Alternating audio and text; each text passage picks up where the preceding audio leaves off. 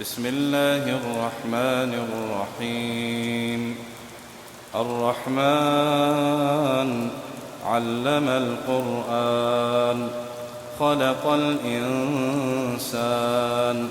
علمه البيان. الشمس والقمر بحسبان، والنجم والشجر يسجدان. والسماء رفعها ووضع الميزان، ألا تطغوا في الميزان، وأقيموا الوزن بالقسط ولا تخسروا الميزان. والأرض وضعها للأنام، فيها فاكهة والنخل ذات الأكمام، والحب ذو العصف والريحان. فبأي آلاء ربكما تكذبان؟ خلق الإنسان من صلصال كالفخار، وخلق الجان من مارج من نار. فبأي آلاء ربكما تكذبان؟ رب المشرقين ورب المغربين. فبأي آلاء ربكما تكذبان؟ مرج البحرين يلتقيان، بينهما برزخ لا يبغيان. فبأي آلاء ربكما تكذبان؟ يخرج منهما اللؤلؤ والمرجان. فبأي آلاء ربكما تكذبان؟ وله الجوار المنشآت في البحر كالأعلام. فبأي آلاء ربكما تكذبان؟ كل من عليها فان، ويبقى وجه ربك ذو الجلال والإكرام. فبأي آلاء ربكما تكذبان؟ يسأله من في السماوات والأرض، كل يوم هو في شأن. فبأي آلاء ربكما تكذبان؟ سنفرغ لكم أيها الثقلان. فبأي آلاء ربكما تكذبان؟ يا معشر الجن والإنس إن استطعتم أن تنفذوا من أقطار السماوات والأرض فانفذوا لا تنفذون إلا بسلطان.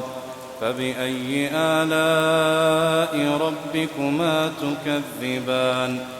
يرسل عليكما شواظ من نار ونحاس فلا تنتصران. فبأي آلاء ربكما تكذبان؟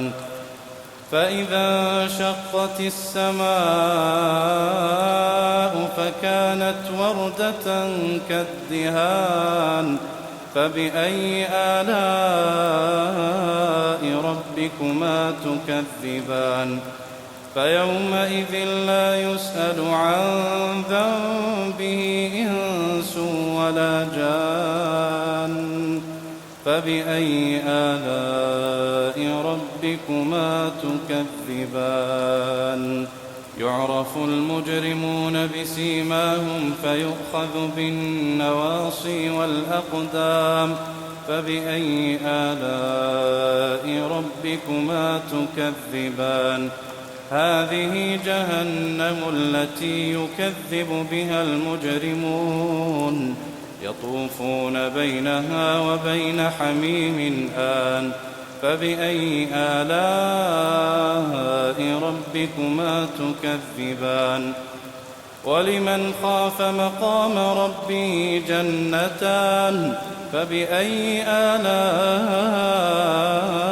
ربكما تكذبان؟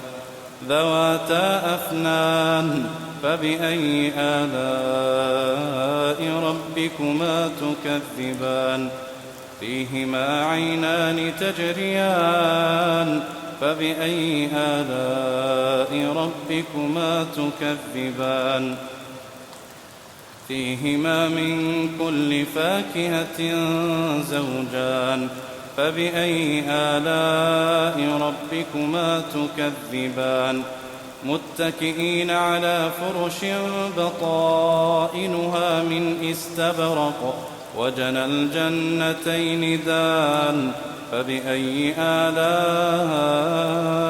ربكما تكذبان فيهن قاصرات الطرف لم يطمثهن إنس قبلهم ولا جان فبأي آلاء ربكما تكذبان كأنهن الياقوت والمرجان فبأي آلاء ربكما تكذبان هل جزاء الإحسان إلا الإحسان فبأي آلاء ربكما تكذبان ومن دونهما جنتان فبأي آلاء ربكما تكذبان مدهامتان